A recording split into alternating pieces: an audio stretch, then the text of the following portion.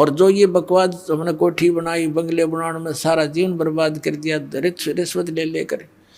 अपने आत्माओं जब जजों तक के ऊपर उंगली उठ रही है कि ये रिश्वत लेकर के अन्याय करते हैं, तो अंतालिया कति मानवता का नाश हो चुका है। राजनेताओं का देख लो, मंत्री और मुख्यमंत्री इन बड़े बड़े सेंटर के मंत्रियों के ऊपर वो जेलों में पड़े हैं।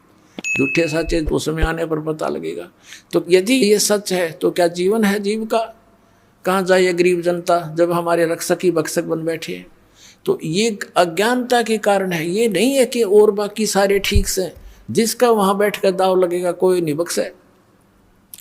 कोई का मतलब है कि अधिकतर हो चुके हैं, बहुतायत हो चुकी है ऐसे हमारे, लेकिन मिथ्या नहीं होते।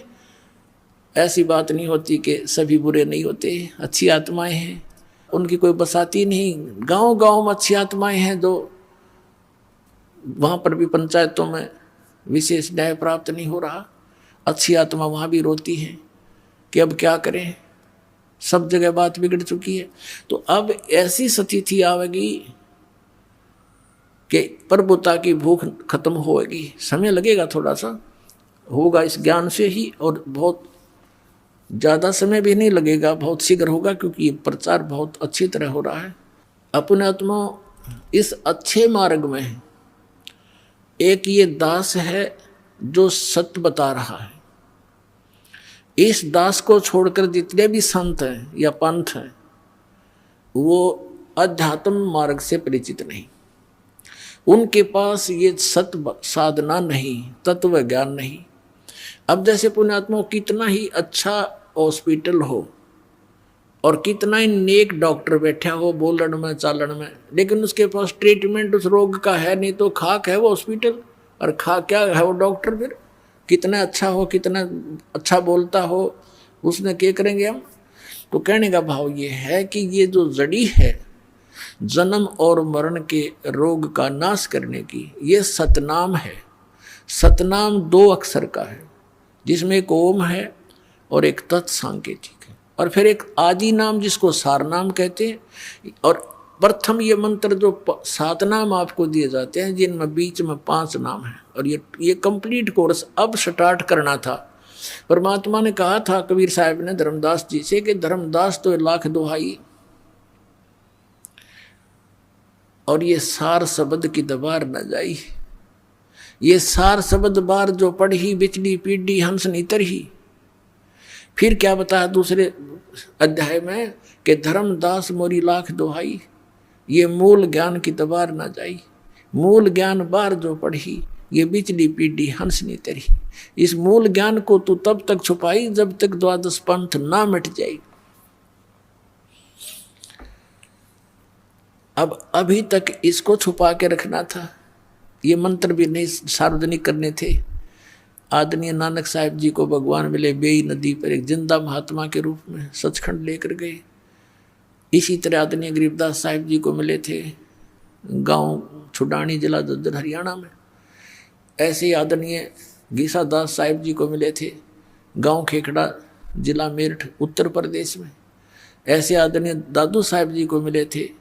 ऐसे आदरणीय मरुगदास जी को मिले थे।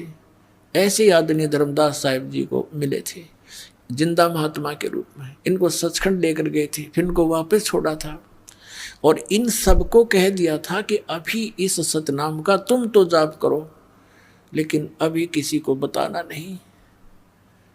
आप जी को दिखाया था कि भाई बाले वाली जन्म साखी में, समुद्र की साखी में आदरणीय नानक साहिब जी स्वयं तो उस 2 अक्षर के मंत्र सतनाम का जाप कर रहे थे, लेकिन अपने शिष्य बाला और मर्दाना को कहा था तुम तो वाहे गुरु जपो। अब क्यों कहा था? क्योंकि आदेश था परमात्मा का कि ये पुण्यात्मा है। जैसे उन महापुरुषों ने 5 नाम स्टार्ट किए थे नानक साहिब जी ने, फिर आगे चलकर प्रत्येक धर्म के लोग जो अपने सोच से उनको छोड़ देते हैं, क्योंकि ये 5 नाम इन हमारे कमलों के अंदर प्रधान विराजमान हैं। जैसे मूल कमल में गणेश जी, और जैसे स्वाद चक्र में सावित्री वर्मा जी, नाभि कमल में विष्णु और लक्ष्मी जी, हृदय कमल में शिव और पार्वती जी, कंठ कमल में दुर्गा जी, ऐसे ये 5 नाम हैं। तो इन सब ने यूँ सोचा भी हमारे गुरुजी तो बात तो करते हैं सचखंड सतलोक की बताते थे वो तो, और तुम इन देवताओं की पूजाएं बताती हो। तो फिर उन्होंने इन पूजाओं को त्याग दिया और फिर केवल एक जो नानक साहब ने कहा था वाहे गुरु जाप करो, एक ओंकार कर्ता पुरुष निर्भव, ये पूरा सतनाम, ये महिमा है भगवान की। जैसे गायत्री मंत्र बना रखा है हिंदुओं ने, वैसे तो उसके सामने ओम मंत्र नहीं लगाना चाहिए, क्योंकि ये यजुर्वेद अध्याय नंबर 36 का मंत्र 3 है, इसमें ओम नहीं लगा है। इन्होंने अपनी सोच से जैसा बना रखा, अब इसे दूसरा, इसलिए यहाँ आगे नहीं बढ़ाएंगे इसको। तो वहाँ नानक साहब जी स्वयं तो वो सतनाम का जाप कर रहे हैं और शिष्यों को बना कर रहे हैं, और साथ में सार्वजनिक भी कर दिया कि कोई आने वाला इस समय के लिए कि हमें फिर पहचान जाएंगे कौन सा मंत्र है वो 2 अक्षर का और जिससे मोक्ष हो सकता है। और उस समय क्यों किस कारण से ये नहीं दिया गया सिख समाज में, और अब ये दास बताएगा वो सब कारण, सब रीज़न, क्योंकि इस दास को परमात्मा ने भेजा ही इस उद्देश्य से है कि इस समय में सबको वो ज्ञान गूढ़ बताऊं जो परमात्मा के बच्चों ने, उन महापुरुषों ने अभी तक छुपा कर अपने घर में दबा जरूर दिया, अपनी अमृतवाणी में छुपा लिख रखा सबने। जैसे आदरणीय नानक साहिब जी ने प्राण संग्रही बनाई थी एक पुस्तक, और उसको सिंगल द्वीप के राजा शिवनाभ से कह दिया था कि ये मेरा शरीर समझ लेना, मैं आपका गुरु हूँ। गुरु को कितना आदरणीय रखा जाता है, तो ये मेरा शरीर समझ लेना जो मैं प्राण संग्रही यानी एक ग्रंथ लिखकर आपको दे रहा हूँ, जिसके अंदर सारा भेद था। ये 2 मंत्र का अक्षर का मंत्र भी उसमें क्लियर लिखा था, उसकी वे ऑफ वर्शिप भी लिखी थी। तो 5वें गुरु अर्जुन देव जी को जब लगे ग्रंथ साहब की ये सब वाणियों को इकट्ठा करके जल्द बनाने में, ये ग्रंथ साहब बनाने लगे, तो वो भी देखा उन्होंने मंगा करके शिवनाभ राजा से, लेकिन उसके अंदर वो मंत्र जाप था 2 अक्षर का,